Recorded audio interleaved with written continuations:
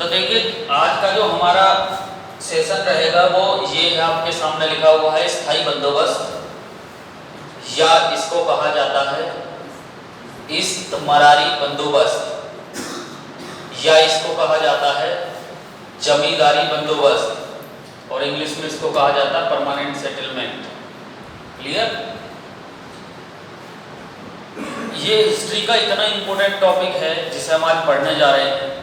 क्या क्या विषय वस्तु है इसके अंदर पहले केवल समझना है, बाद में मैं लिखाऊंगा पूरे टॉपिक को जितना भी महत्वपूर्ण पॉइंट है इसमें से। तो देखिए ये जो स्थायी बंदोबस्त था ये एक व्यवस्था चलाई गई थी, ये की व्यवस्था थी। पहले तो ऐसा दिमाग में बैठाइए कि ये क्या थी। अगर मोस्टली आपसे कोई ये पूछ ले कि भाई ये क्या थी, तो ये व्यवस्था थी। यह व्यवस्था किसके द्वारा चलाई गई थी? तो ध्यान से सुनना है, ये जो व्यवस्था थी स्थायी बंदोबस्त, ये आपने जो चलाई गई थी वो ध्यान से सुनना है, ये आपने चलाई गई थी लॉर्ड कॉर्नवालिस के द्वारा, यानी कि गवर्नर जनरल लॉर्ड कॉर्नवालिस के दिमाग की उपस्थिति है। अगर मैं सिपाही भर्ती की बात करता हूँ या एसएससी जीडी के पेपर की बात करूँ या यूपीएसआई की भी बात करता हूँ, तो ये सामान्य से क्वेश्चन यहाँ से बनते ही हैं ऐसे, जो पूछा जाएगा कि स्थायी बंदोबस्त किस गवर्नर जनरल से संबंधित है या किस गवर्नर जनरल की उपस्थिति। तो आपको याद रखना है ये जो स्थायी बंदोबस्त है ये आपका जो संबंधित था ये कॉर्नवालिस के दिमाग की उपस्थिति, लॉर्ड कॉर्नवालिस। ये वही लॉर्ड कॉर्नवालिस है स्टूडेंट जो तीसरे आंग्ल मैसूर युद्ध के दौरान बंगाल के गवर्नर जनरल थे। बहुत ध्यान से सुनिए, ऐसी यही है ना, ध्यान होना चाहिए हमें। तो ये लॉर्ड कॉर्नवालिस के दिमाग की उपस्थिति क्या था इस व्यवस्था में, बहुत ध्यान से सुनेंगे। व्यवस्था क्या थी? लॉर्ड कॉर्नवालिस के दिमाग की उपस्थिति, कब इसकी शुरुआत हुई? मोस्टली कई बार एग्जाम में सीधा पूछा जाएगा, तो याद रखना है 22 मार्च 1793 को इसकी शुरुआत हुई थी स्थायी बंदोबस्त की। जी आपसे परीक्षा में पूछा जाएगा स्टूडेंट, अच्छी तरीके से याद रखें। मेरे हिसाब से आप पूरी डेट याद रखें। वैसे 1793 में पूछा जाता है, ये इस तरीके से पूछ लिया जाएगा, लेकिन मोस्टली कभी पूरी कई बार क्या होता है आप देखते होंगे पूरी डेट पूछ ली जाती है। पूरी के संबंध में भी इसे ज़्यादा याद रखें, जब जितना इंपॉर्टेंट टॉपिक है तो इसे याद रखें। 22 मार्च 1793 को इसकी शुरुआत हुई थी, यानी कि स्थायी बंदोबस्त की। क्लियर? अच्छा, बात करते हैं इसकी जरूरत क्यों पड़ी। बहुत ध्यान से सुनिए, पूरा फोकस यहाँ होना चाहिए प्रत्येक स्टूडेंट का। मैं जो बता रहा हूँ इस टॉपिक को बहुत गहनता के साथ सुनना है। और स्टूडेंट, दावा है मेरा, यदि ये क्लास आपने एक बार में पूरी कर ली ना, तो स्थायी बंदोबस्त से जितने भी प्रश्न परीक्षा में आने वाले हैं, एक भी प्रश्न एग्जाम में गलत नहीं होगा। तो इसकी जरूरत क्यों पड़ी, यानी कि ये जो व्यवस्था कॉर्नवालिस के द्वारा चलाई गई थी, इसकी जरूरत क्यों पड़ती है? तो जैसा कि बंगाल के पहले गवर्नर जनरल जो बने थे वो वारेन हेस्टिंग्स बने थे, जैसा कि मैंने लास्ट लेक्चर में बताया भी, ठीक। तो वारेन हेस्टिंग्स के समय में क्या था, उन्होंने अपने समय में 1774 में, समझ रहे हैं ना, 1774 में उन्होंने क्या किया कि अपने समय में बंगाल में एक पंचवर्षीय व्यवस्था की शुरुआत की। इसका मतलब क्या है? तो कई बार हटके क्वेश्चन एग्जाम में बन सकता है, जरा ध्यान से सुनेंगे। स्थायी बंदोबस्त अलग चीज थी, पंचवर्षीय बंदोबस्त अलग है। तो अगर आपसे सीधा क्वेश्चन एक लिंक करके पूछ लिया जाए कि पंचवर्षीय बंदोबस्त की शुरुआत किसके द्वारा की गई थी, तो वो वारेन हेस्टिंग्स के द्वारा की गई थी। ये आपको क्लियर होना चाहिए। क्लियर है इतना? साथ के साथ सुनेंगे, जब वो व्यवस्था की शुरुआत कर दी, इसका अर्थ क्या था पंचवर्षीय व्यवस्था। आप सोच रहे होंगे कि पंचवर्षीय व्यवस्था है क्या। पंचवर्षीय व्यवस्था जो है ऐसा है कि जैसा कोई आदमी होता था, उसको 5 साल के लिए ठेका दे दिया जाता था। इसको इस तरीके से एग्जाम्पल के हिसाब से भी समझ सकते हैं। ये कोई क्षेत्र है बंगाल का, ऐसा मान लो। क्लियर? ये बंगाल का क्षेत्र है और इस तरीके से क्षेत्र बांट दिए जाते थे वहां पर, इस तरीके से क्षेत्र भूमि के, क्लियर। और एक व्यक्ति को एक क्षेत्र का ठेका दे दिया जाता था 5 साल के लिए। बहुत ध्यान से सुनना एक बिंदु को, क्लियर। तो वो जो व्यक्ति है जिसको एक क्षेत्र का ठेका दिया गया, वो व्यक्ति, समझ रहे हैं, वो व्यक्ति 5 साल तक उस खेत का मालिक बना दिया जाता था, समझ रहे हैं। अब वो खेत में किस किसान से काम करा रहा है, कैसा करा रहा है, तो उसका जो टैक्स, उसका काम था, उसका जो राजस्व है, रेवेन्यू है, उसको इकट्ठा करके और ईस्ट इंडिया कंपनी को देना। ये था जो कि अब याद रखना है, पंचवर्षीय बंदोबस्त जो था वो वॉरेन हेस्टिंग्स के द्वारा शुरू किया गया था, जो कि बंगाल के पहले गवर्नर जनरल थे, ठीक है। तो इस व्यवस्था से क्या था स्टूडेंट, इतनी इनकम या इतना राजस्व इकट्ठा ईस्ट इंडिया कंपनी नहीं कर पाई जितना उन्हें उम्मीद थी। मेरी बात को बहुत ध्यान से सुनना, यानी कि इतना रेवेन्यू वो इकट्ठा नहीं कर पाए जितना उन्हें उम्मीद थी, यानी कि जितना वो सोच रहे थे। हालांकि इस व्यवस्था की शुरुआत वॉरेन हेस्टिंग्स ने 1774 में की थी, बहुत ध्यान से सुनना। और इसी व्यवस्था को फिर क्या किया वॉरेन हेस्टिंग्स ने ही 1777 में, बहुत ध्यान से सुनना स्टूडेंट, 1777 में इसे 1 वर्ष की योजना कर दिया गया, बजाय 5 वर्ष के कितने की कर दिया गया, 1 वर्ष। अब 1 वर्ष होने पे तो और भी ज्यादा दिक्कत होनी थी, पूछिए किस तरीके से, बहुत ध्यान से सुनना, किस तरीके से होनी थी 1 वर्ष का होने पर। अगर आप ये मान के चलिए किसी व्यक्ति को 1 वर्ष के लिए जमीन का ठेका दे दिया जाता है, बहुत ध्यान से सुनिए मैं क्या कह रहा हूं, मैं बहुत आसान भाषा में बता रहा हूं, और मेरी गारंटी है अगर आप इस पूरे लेवल को, इस पूरे टॉपिक को सही तरीके से समझ गए ना, तो आप IAS लेवल पे भी हल कर जाओगे। चाहे भले ही आपका ये SI लेवल का बैच चल रहा, लेकिन IAS की परीक्षा को भी क्रैक कर जाओगे इस लेवल, यानी कि इस टॉपिक से संबंधित, यदि आप सही तरीके से इसको सुन लिया। पहले 5 का था, चीजें सही नहीं हुई, फिर उन्होंने 1977 में कितने का कर दिया, 1 वर्ष का। अच्छा खुद ही बताइए, अगर किसी व्यक्ति को 1 वर्ष के लिए ठेका दे दिया गया, वह व्यक्ति उस खेत को इतनी बेहतर वे में नहीं कर पाएगा, ना ही उसकी ज्यादा देखरेख करेगा, क्योंकि उसके दिमाग में सिर्फ एक बात रहेगी कि आज तुझ पर है, अगले साल हो सकता तुझ पर ना रहे, ये निश्चित तौर पर दिमाग में आ जाएगी। तो सीधी सी बात है, उस हिसाब से वो मेहनत नहीं कर पाएगा भाई, वो सिर्फ ये माइंड में रहेगी उसके कि आज है कल मुझ पर नहीं है, ऐसा भी हो सकता कल ना रहे। और सीधी सी बात भी है भी 1 साल का ही ठेका, दोबारा सा बोली लगेगी, समझ रहे हैं। तो कहीं ना कहीं पर क्या हुआ, 1 साल वाली व्यवस्था भी कहीं ना कहीं काम नहीं कर पाई, यानी कि ईस्ट इंडिया कंपनी को वह राजस्व इकट्ठा नहीं हो पाया, उसको उतना इनकम नहीं हो पाई उन क्षेत्रों से जितना उन्हें उम्मीद थी। मेरा कहने का अर्थ आप समझ गए होंगे क्या कह रहा हूं, ठीक है। फिर क्या होता है, फिर ये एक इन पर आपस में चर्चा होती है, क्लियर।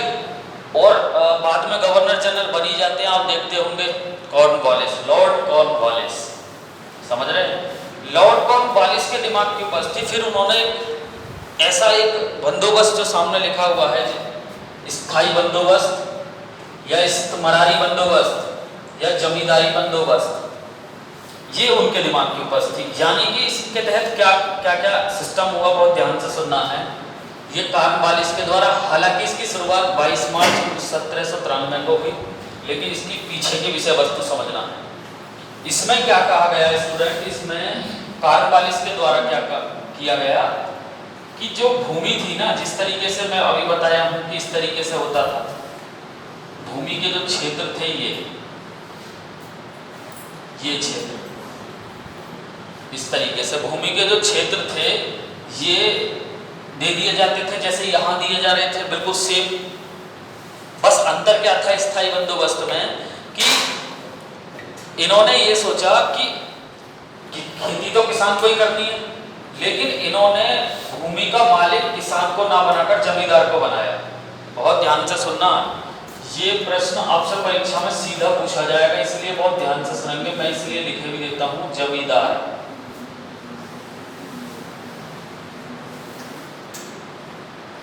अब आप सोच रहे होंगे जमींदार कौन थे, क्लियर? तो ये चीज थोड़ा ध्यान से देखेंगे। इन्होंने इस व्यवस्था में, स्थायी बंदोबस्त में भूमि का जो मालिक था वो कौन बनाया? जमींदार। जमींदार जो थे स्टूडेंट, वो उस समय के उस क्षेत्र के कुछ पूंजीपति लोग थे जिनके पास थोड़ा सा धन था। मेरी बात को बहुत ध्यान से सुनना, जिनके पास थोड़ा सा धन ज्यादा था, ऐसा कह दो, ठीक है? लॉर्ड कॉर्नवालिस ने उनको, इस भूमि का मालिक, उनको ये कह दिया कि भाई ये भूमि आपकी रहेगी। समझ रहे हैं?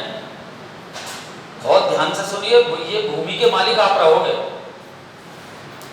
लेकिन खेती कराना आपकी जिम्मेदारी रहेगा। मैं यानी कि खेती तो किसान ही करने हैं भाई, छोटे किसान करते थे। तो क्या है कि एक व्यक्ति को इस तरीके से अपने अपने क्षेत्र का क्या दे दिया जाता है? ठेका दे दिया जाता है वहां पे, स्थायी बंदोबस्त के भी तहत। और इस एक क्षेत्र का जो मालिक होते थे वो जमींदारी होते थे, लेकिन खेती तो किसान ही करना है, किसान करते थे। किसान निर्भर हो चुके थे किसके ऊपर?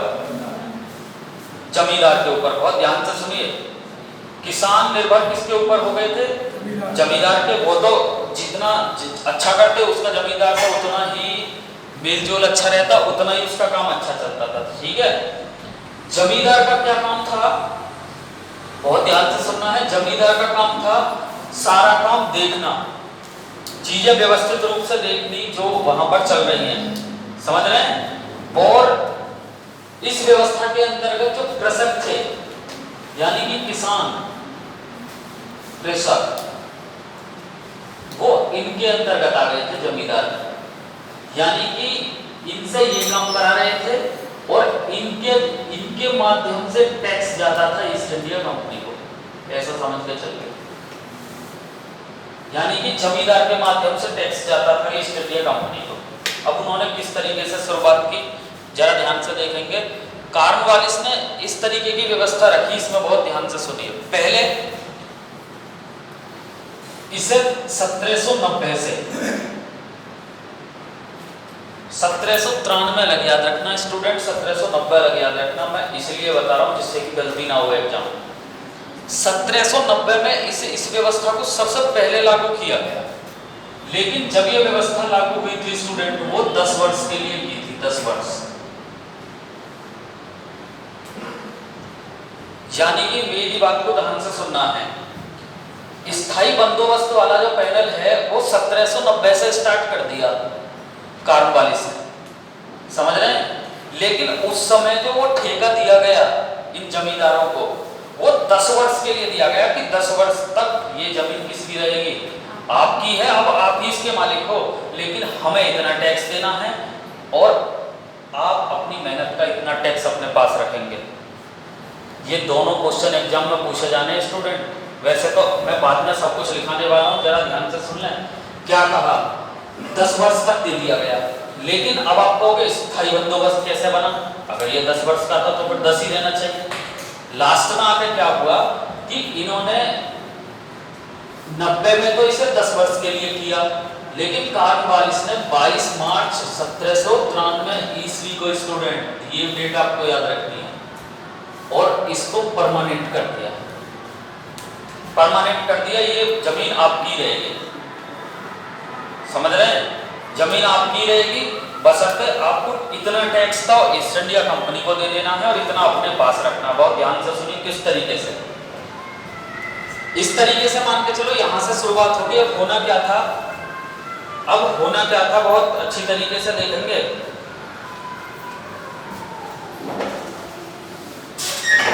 10/11 भाग, ये आपसे पूछा जाएगा एग्जाम में।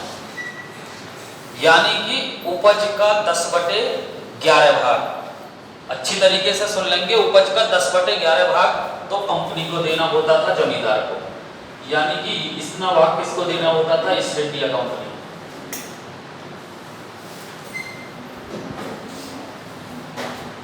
दस बटे 11 भाग। अभी मैं इसे समझाऊंगा, अभी मैथ्स कैलकुलेशन के हिसाब से ध्यान से सुनना।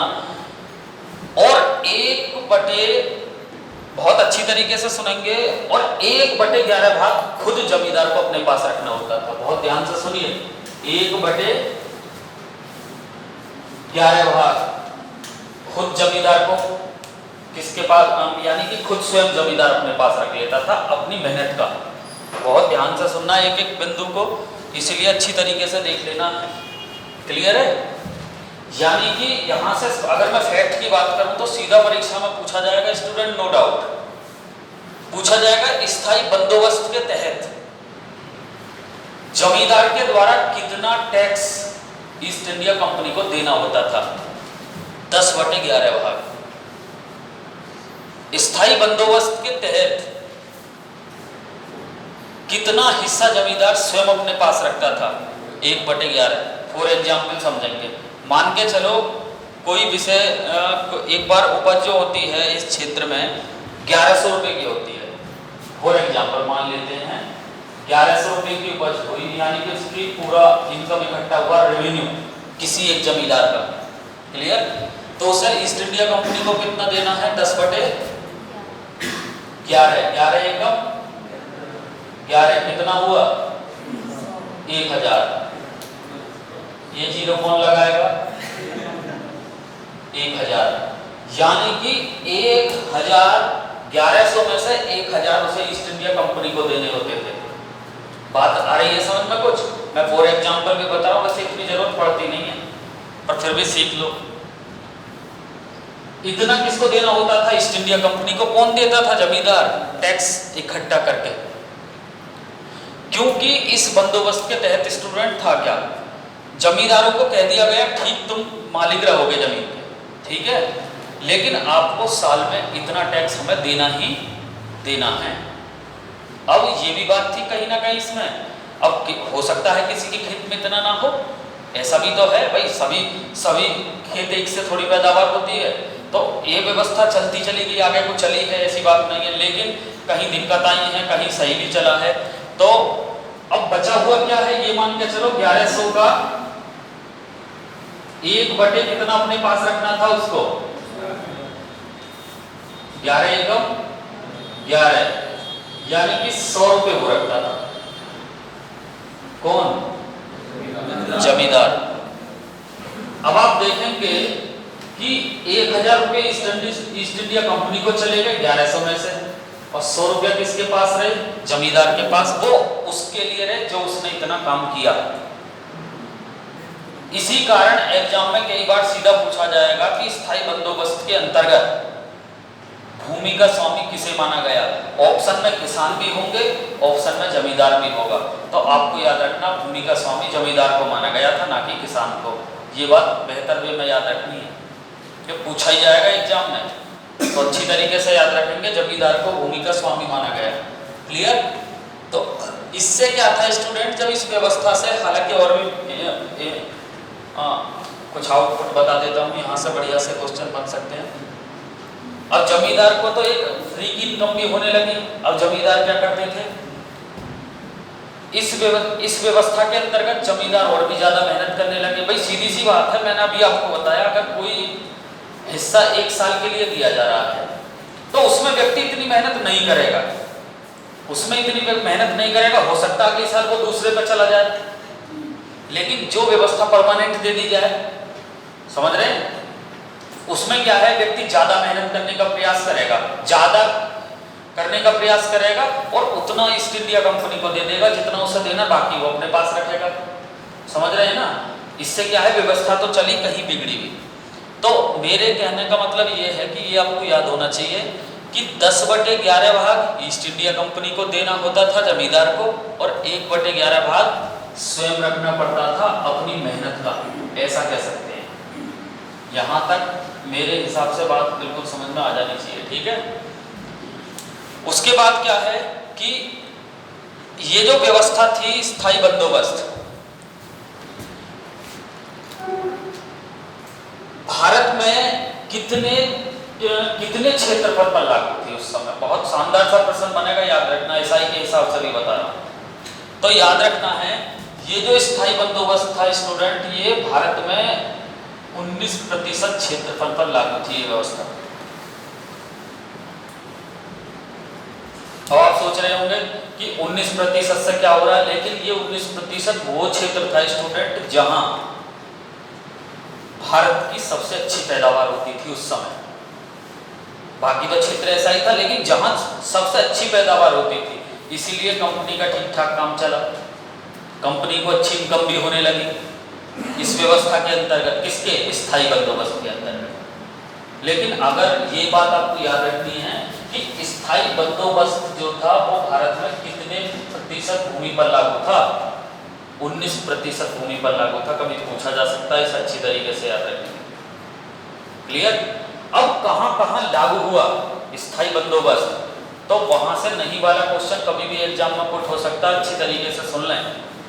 नहीं का मतलब ये है कि जहां जहां लागू हुआ वो ऐसा पूछेगा, जरा ध्यान से सुनेंगे एक बार, दिए गए विकल्पों में से किस जगह स्थायी बंदोबस्त लागू नहीं हुआ, तो हमें जानकारी होनी चाहिए कहां कहां लागू हुआ था ये स्थायी बंदोबस्त। तो देखिए ये जो लागू हुआ था, एक तो आपको याद रखना बंगाल, बिहार, उड़ीसा, बंगाल,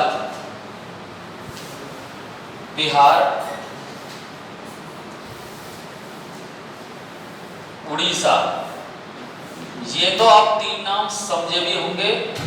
इलाहाबाद की संधि के तहत यहां मुक्त व्यापार की अनुमति भी दी गई, जब मैंने पढ़ाया लास्ट लेक्चर में। तो बंगाल, बिहार, उड़ीसा में ये व्यवस्था लागू हुई। यूपी स्पेशल वाले याद रखें स्टूडेंट, कभी एग्जाम में यूपी से रिलेटेड क्वेश्चन बन सकता है। यहाँ पर उत्तर प्रदेश में यह व्यवस्था कहाँ लागू की गई, ये क्वेश्चन स्पेशली कभी एग्जाम में पूछा जा सकता है, चाहे यूपी सिपाही भर्ती हो, चाहे यूपी वीडियो भर्ती हो, चाहे यूपी दरोगा भर्ती हो। वो ये पूछेगा स्थायी बंदोबस्त व्यवस्था उत्तर प्रदेश में कहाँ लागू की गई थी, तो याद रखेंगे उत्तर प्रदेश के वाराणसी में लागू की गई थी।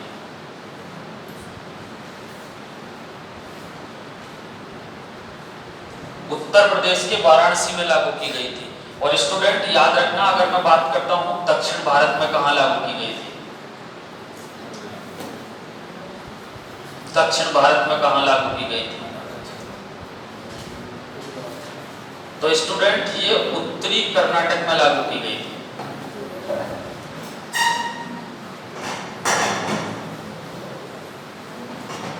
मेरे हिसाब से बात इतनी समझ में आ जानी चाहिए, क्योंकि एग्जाम में यहाँ से भी विभिन्न प्रकार के पुट क्वेश्चन होते हैं जो कि आपको देखने को मिलेंगे। एक तो ये कहाँ लागू नहीं की गई, अब आप आराम से कर सकते हैं कि ये बंगाल, बिहार, उड़ीसा में लागू की गई थी, उत्तर प्रदेश में वाराणसी में लागू की गई थी ये व्यवस्था, और दक्षिण भारत में उत्तरी कर्नाटक में भी लागू की गई थी। क्लियर। क्योंकि क्या है कि यूपी स्पेशल में कभी ये क्वेश्चन स्पेशली बन सकता है कि उत्तर प्रदेश में कहाँ लागू की गई थी, तो वाराणसी में की गई थी। अच्छी तरीके से याद होना चाहिए। क्लियर। तो और संपूर्ण भारत के कितने क्षेत्रफल पर थी यह व्यवस्था, 19% क्षेत्रफल थी, आपको याद होना चाहिए। भले ही क्षेत्रफल कम है, लेकिन स्टूडेंट ये वो क्षेत्रफल है जहां पर उपज अच्छी स्थिति में होती थी, यानी कि अच्छी मात्रा में होती थी। क्लियर। तो इससे अंग्रेजों का राजस्व भी बढ़ा, रेवेन्यू भी बढ़ा, चीजें ठीक ठाक भी चलने लगी, कई जगह डाउन भी गए। भाई ऐसा होता है, आप देखते होंगे हर खेत अच्छी पैदावार नहीं दे पाता है, तो कहीं किसी जमींदारों को दिक्कत भी आई और किसी को फायदा भी हुआ।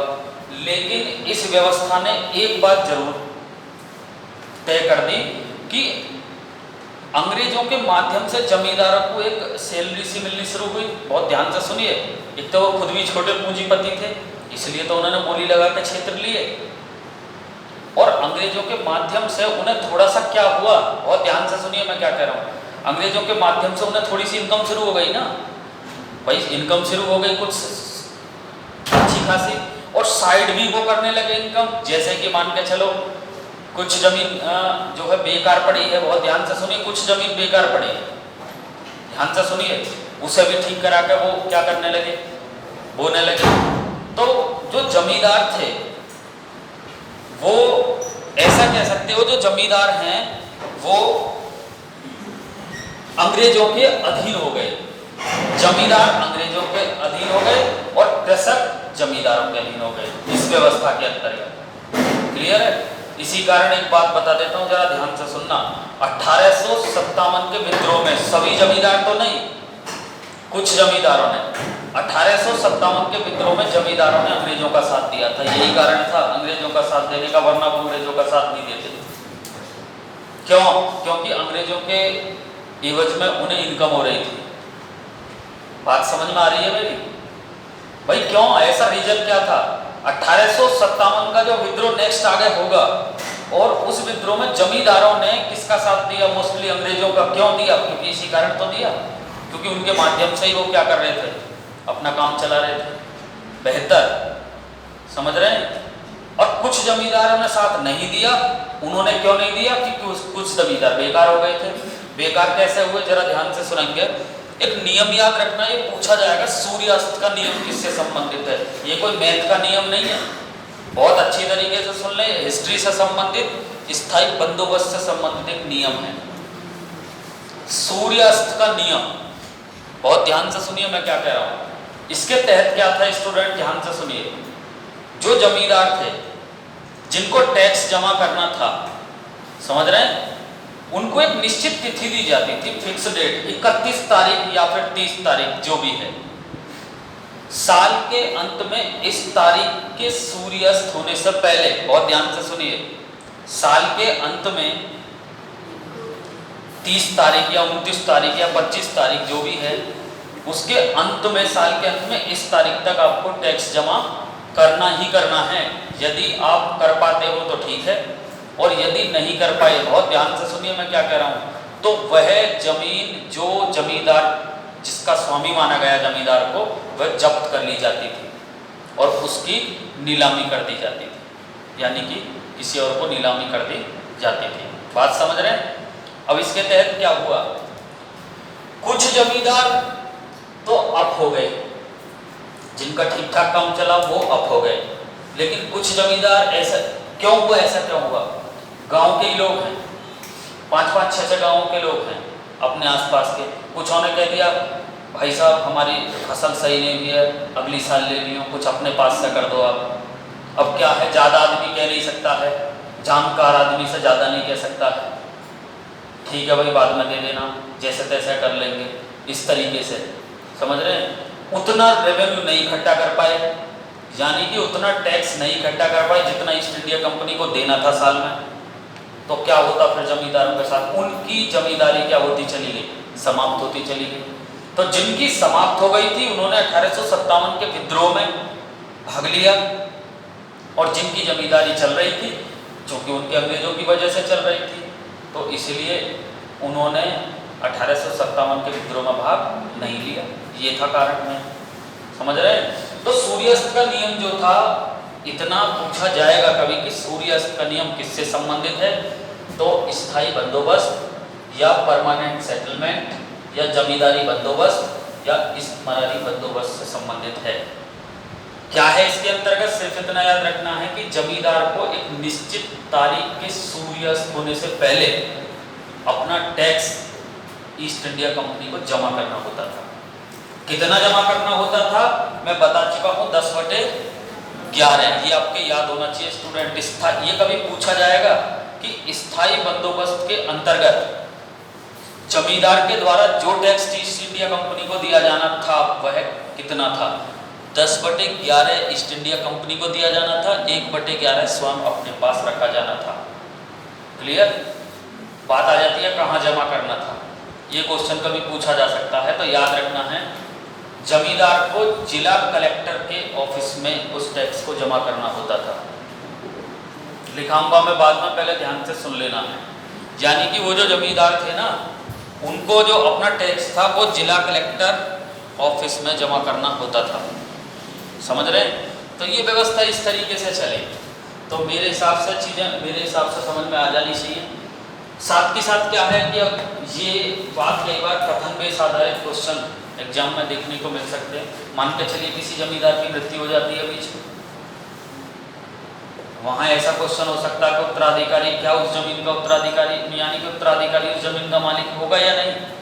तो याद रखना है यदि किसी जमींदार की मृत्यु हो जाती है इस बीच में, समझ रहे हैं, तो उसका जो उत्तराधिकारी है उसे ही उस जमीन का क्या बना दिया जाता था, मालिक। ये कभी कथन बेस आधारित क्वेश्चन एग्जाम में बन सकते हैं, यानी कि हाई लेवल से लोअर लेवल तक की थोड़ी सी हमें जानकारी होनी चाहिए। कई बार ऐसे क्वेश्चन आपको देखने को मिल सकते हैं ना, अच्छी तरीके से याद रखेंगे, ठीक है।